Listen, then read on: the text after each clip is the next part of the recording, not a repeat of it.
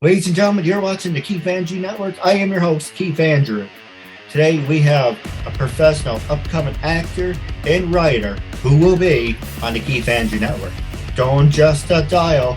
That's right, all those dials represent 9 years.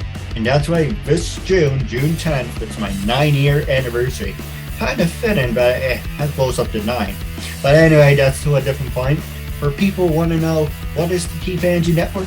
Whole point of my talk show is to show people that even with having a learning disability, I can still amount to something and able to turn myself into an example for people out there dealing with any types of learning disabilities and disabilities to never give up and prove people wrong.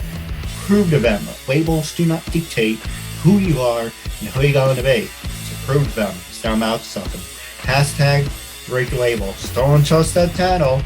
Each of those numbers, it's about all the seasons you get to see on the Keith Andrew Network.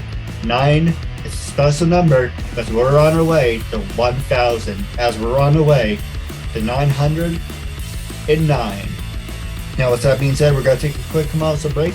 The following is brought to you by Anime Adventures. If you like anime, definitely check out Anime Adventures. If you're watching us on YouTube, hit that bell icon to be notified when brand new episodes are available. And as I said, don't touch that dial when we come back. Hi, I'm Sara J. Pittock, and I'm here with the Keith Andrew Network. He's done so much great work getting people like me out there and interviewing all sorts of people. Check out the rest of his stuff. You won't regret it.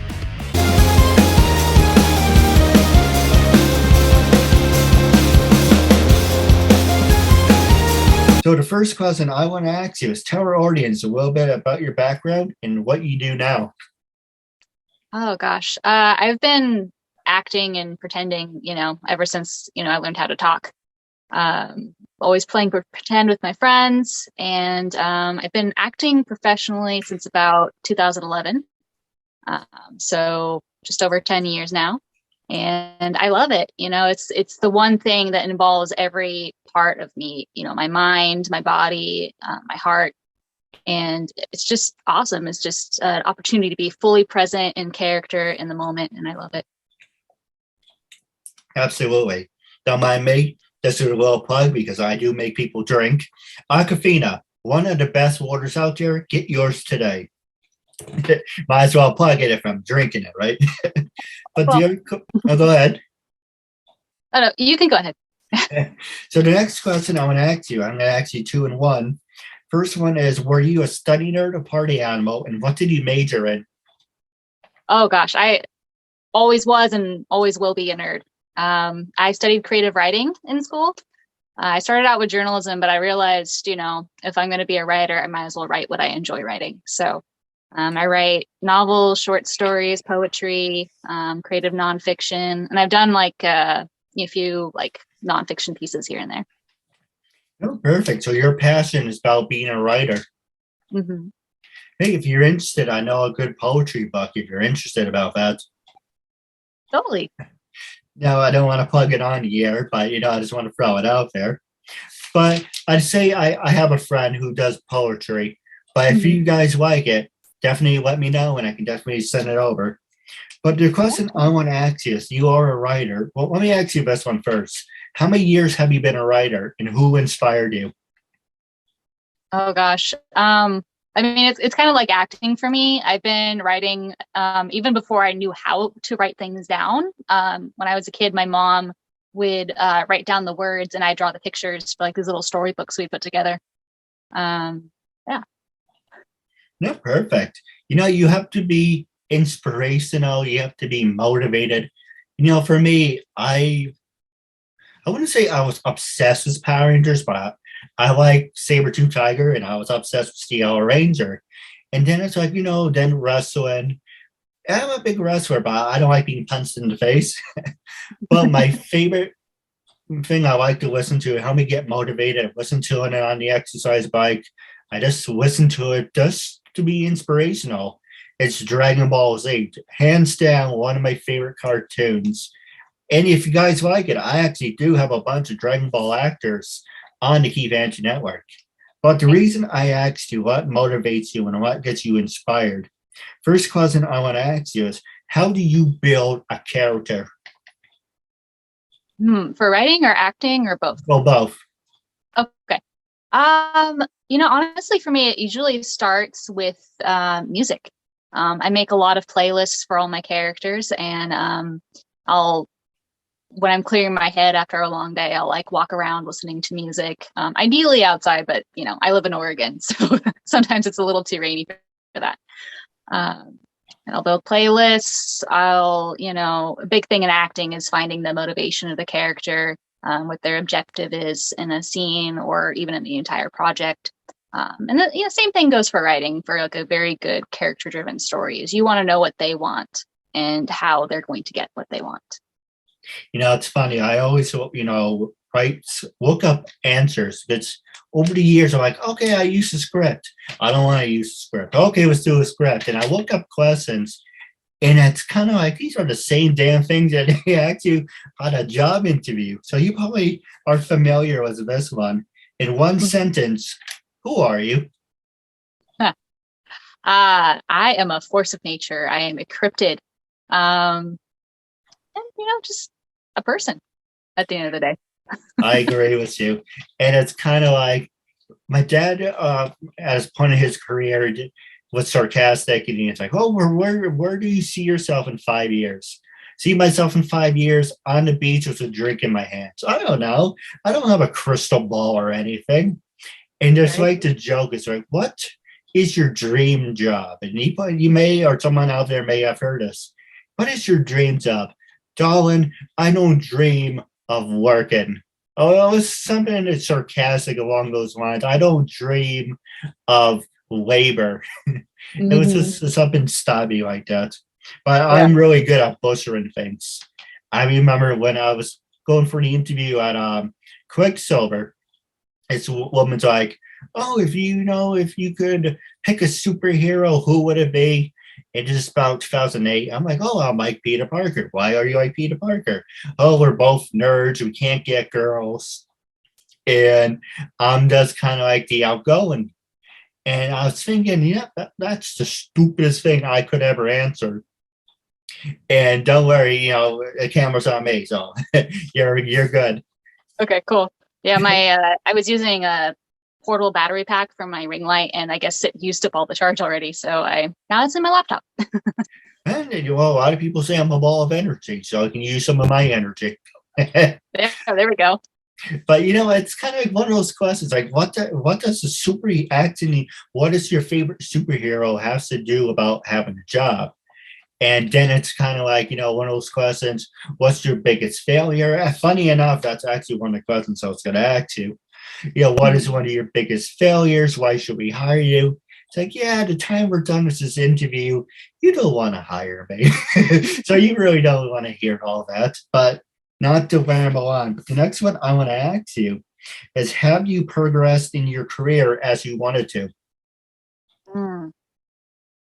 I mean, acting is definitely a long game, and I would say the same thing for writing. It's a marathon, and there's always like, I wish it would progress faster, of course, but I put a new reel together earlier this past year.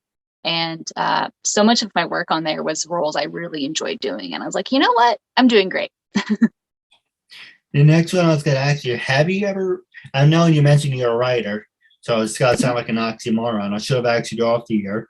But whatever, I'm not saying it anyway. Did you write a book yet? I wrote a novel and almost wrote a second novel. I haven't published either of them yet. But I have an idea for a third one. Hey, that's the next question I was going to ask you. How would you feel about ghostwriting?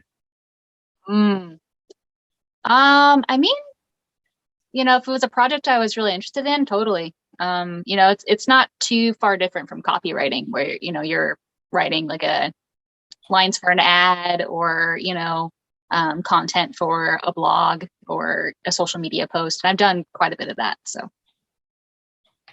No, I agree. I'm just trying to figure out how to say this. I'm not good at reading lines, so it takes me longer. I do apologize. When you finished your book, how hard was it for you to put your characters away, or are they still alive working with you? Mm. Yeah, usually like by the time I'm done writing a novel, I've kind of laid those characters to rest. But when I'm like getting ready to write a novel or I'm starting to write one, those characters haunt me. They're with me like everywhere I go. Now, the next one I want to ask you is, how did you see? You would think I would know. I copied my own freaking answer, right? How did you create? How did this creation enter your mind in the first time? And it really depends on the story. I mean, my first novel I wrote kind of as a gift for a friend. Don't ever do that, because by the time you're done, like, you may not still know that person. They might have totally moved on from your life. But like the current short film I'm writing right now, it came to me in a dream. And I was like, this is really cool scene. Like, I have to see this on film. So I just started writing it myself. Now, most of these questions I thought it would be easier, okay, I have my writing section, I have my words of wisdom. And if I'm someone's a producer, I can ask my producing questions, kind of change it up. But you can ask somebody the same questions, only take out producing for writing. I give you an example I'm talking about without shooting myself in the foot. So, one question I asked recently is, what's hard about catering and building to the right audience? Catering and building to the right audience. I think the hardest part, honestly, is getting to know your audience and, building a relationship with them. And that way,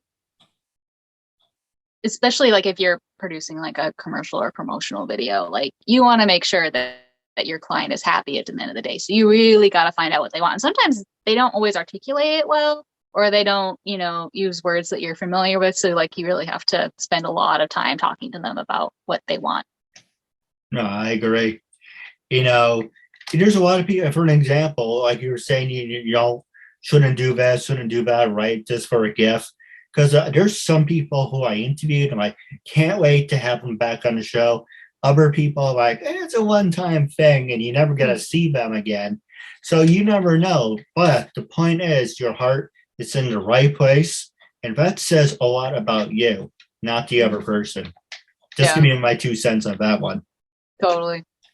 But going back to the writing, what's the most rewarding part of writing for you? Honestly, just taking the time to write. I think a lot of writers, like myself, struggle with writer's block sometimes, and we're like, just a lack of motivation. Like, oh, like, I don't feel like writing, or I feel like my writing isn't that good. But any successful writer out there will tell you, like, you just need to write and write and write and write. And the more you write, the better you'll get. And you'll come back to it later and you realize, oh, wait, like, it's not that bad. Or, it's not great, but can always be improved upon. That's what revisions are for. And the next one I want to ask you is, what was the most discouraging moment you experienced while putting this project together? Man. I think when you're looking for funding or looking for an agent or a publisher, there's always going to be rejection, and that's just part of the job of being an artist, whether it's acting or writing. I agree. Now we're going to go back to the roundup, back to the icebreakers. I do apologize. Roundups at the very end. But there actually was one question I do want to ask you, and that was, let's see. I can always edit that part out. Okay, don't worry. When I will take that part out. All right. So the question I wanted to ask you is, what is your writing? Okay, what is your writing trying to achieve? What are you trying to achieve with your writing? I mean, the motto of my production company, Cooper Penny, is to give voice and tell the stories of people whose stories don't normally get told. you know, marginalized folks, queer folks, people of color, disabled folks, all of that. So that's what I'm trying to do, is just tell a story and help shine a light on people who don't always get to shine. Absolutely. That's one thing about my show, always giving people opportunities. Mm-hmm. Now, the next one I want to ask you is going to sports. Did you do any sports growing up, obviously? And did you ever get the chance to do one of those human pyramids? Okay. When I was really little, like elementary school, I did little league, like baseball and softball. I'm not really an athletic person, like I've done like martial arts, like taekwondo, mixed martial arts, sword fighting. But unless like I'm doing something for a character, like training for a character, like sports have very little interest to me. I hear you. The reason I never ran track, I used to, when you were in high school, you were forced to do the mile run. I used to walk it. The reason I never used to run track is because I never wanted to cause any pileups. Yeah. What Yeah. about, Speaking of pileups, I don't think I've ever done a human pyramid. but it's fun to do. I'm a loser. I love that stuff. Now, the other one I want to ask you is, do you have any success stories? What stories? Oh, success. Oh, success stories. Don't worry, I don't have one either. That's a stumper.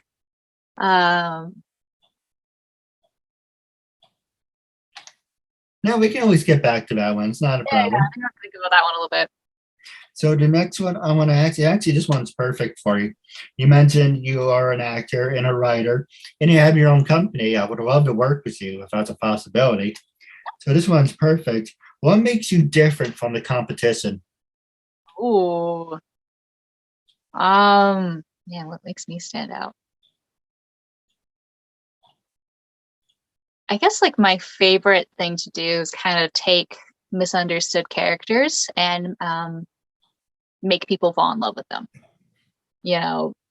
Like, those retellings of fairy tales where like Maleficent is actually a nice person. She's just really misunderstood, or somebody really wronged her, those sort of things. Well, you're right. Some of the villains actually have really good backstories. You look at heroes become villains and villains become heroes, and you had the anti-heroes like the Punisher and Deadpool. For me, I want to be an anti-hero. I've walked the balance between, it doesn't matter if I'm a good guy or bad guy. Point is, I do what's right and I get the job done. Right. Yeah. And like also anti-villains, villains, like the two examples that come to mind are Eric Killmonger from Black Panther and Poison Ivy, from Gotham DC Comics. Both of them, like, they do some pretty awful things, but like the way they defend their reasoning, you're like, they're kind of right though. Like I mentioned, I love Dragon Ball. Vegeta, he was supposed to be a one-time, thank God he didn't do it. He was supposed to be a one-time character and get rid of him. But, he has the perfect backstory. He's a prince, he's a cold-blooded, bastard. But then he changes his ways and tries to overcome his demons. He's not really a full-fledged hero because of the people he killed when he was a kid, but he protects his family and he's always there to do the right thing. Totally. Anyway, I just love Dragon Ball. Yeah. No, it's a classic, No, absolutely. And I use Bruce Falconer's music for everything. And it's absolutely amazing how, Funimation, you think of it, I mentioned this a while ago. Funimation, makes He-Man, She-Ra. And I didn't think about it recently. I'm like, Funimation. Then I was watching He-Man and She-Ra with my brother. And I was like, why does that Funimation look so... They make He-Man and She-Ra. And then I was like, okay, let's put the music from Dragon Ball to He-Man. It goes perfectly. Then I use the same music Spider-Man, Batman, Star Wars. It's absolutely, if you have a masterpiece, you can use it for anything, and it makes it so much better. But so the question I want to ask you is there a favorite music composer you're obsessed with? You're saying, if I like a certain superhero, I will put his music towards this and make it even better for me. Oh my gosh. I love classical music, so it's really hard to pick one. But lately I've been obsessed with this group called Hidden Citizens. They do a lot of like movie trailer type music, and they kind of remix and cover like really well-known songs and just make them sound really epic. So they did a cover of Paint It Black from the Rolling Stones, and it made it really like dark and gritty. And I was like playing it in my car as I was, driving, and I was just like, I feel like a supervillain right now. This is awesome. Actually, it's funny you should mention that. You ever hear of put me on the spot, Two Steps from Hell? No. They're actually really good. They do a lot of trailer-based music. Ooh, I definitely send it to you. They're actually good. So the other one I want to ask you, which the last 9 minutes, and I'll pass it up to you, is have you worked, besides me, obviously, have you worked with people with disabilities? And how can someone with learning disabilities follow in your footsteps? Yeah. I've worked with people with disabilities before. One of my co-producers that I do promos with for Shut Up the Prejudice is autistic. And I actually, for my day job, I'm a caregiver for people with developmental disabilities. So, and I would say to anybody, wanting to get into acting and writing, is just start doing it. Audition for, community theater. There's always like local acting teachers that you can learn from as well. And writing, kind of my gateway into writing as an adult, or even younger than as adult, was fan fiction. I would take my favorite shows, like one of my early fandoms was Digimon. And I would just take the plot holes, around my favorite characters and be like, well, what if? And just like, wrote a whole story. It was probably really awful. But the point is, it was practice, right? The first thing we make is never our best thing. And that's okay. It's okay to like make mistakes. No, you know what? You're absolutely right. I came up to the KeithAndrewNetWork 2010. I'm a big wrestling fan. Trish Stratus and Lita and Bret Hart and Gail Kim. Of course, beautiful women, right? So I would take their pictures and I would put music to it because my dad used to make high school videos for his school. And if you compare my work almost 20 years ago to what I do now, it's amazing how far you came in long progress. And I used to run around with a camera in high school. They said, hey, there's Keith with us. Yeah, there's Keith with the damn camera again.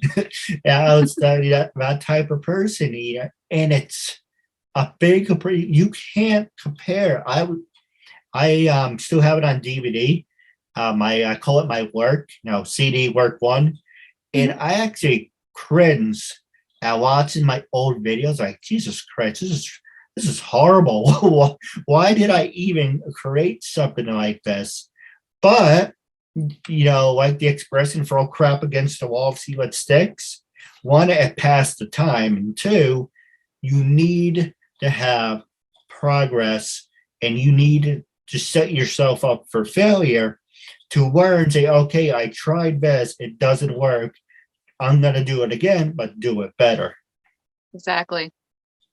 So the other one I want to ask you is now to round up questions. What is coming up on the horizon for you? Let's see. I am doing another promo video for Shut Up the Prejudice with my production company, Cooper Penny. And then I'm producing a couple commercials. I don't want to say a whole lot about those because they're very much still in development.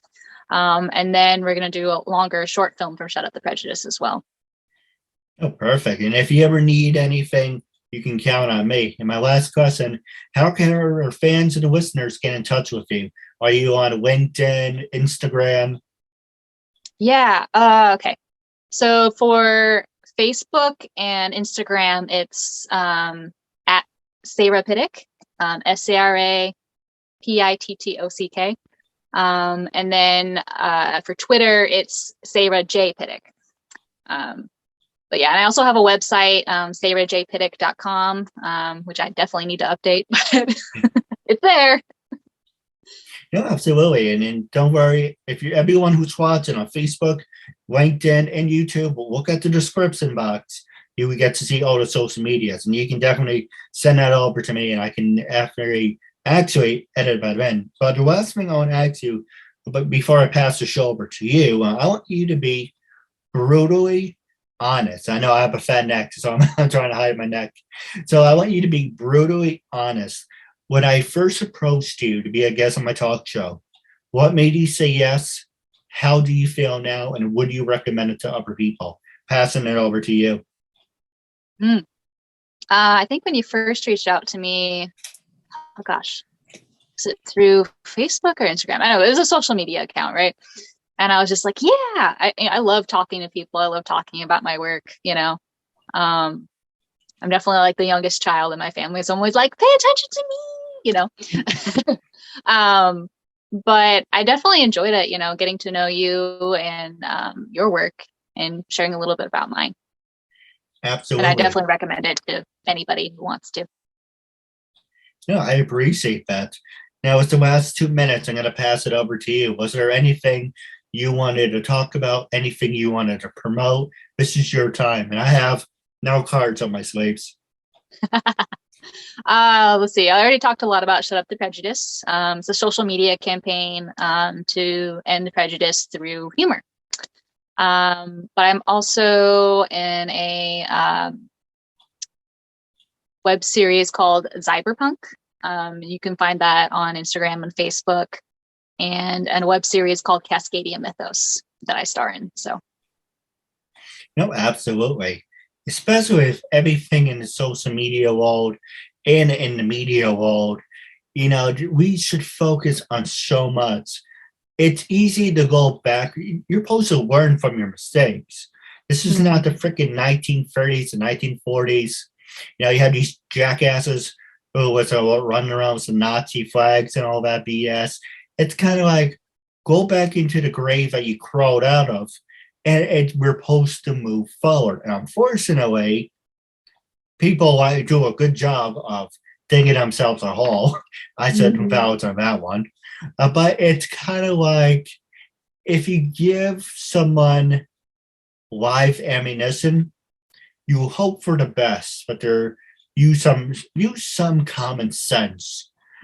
But you know, it's the expression, monkey see, monkey do, but you can't fix stupid, but you can numb it with a 2x4. But I do have a couple of questions for you off the air. Wrapping up our interview segment, if you're watching on Facebook, LinkedIn, YouTube, leave some comments, and we would love to hear from you. If you have any ideas of people who you want to see on the Keith Andrew Network, definitely leave it in the prescription. Yeah, I make people take drugs, right?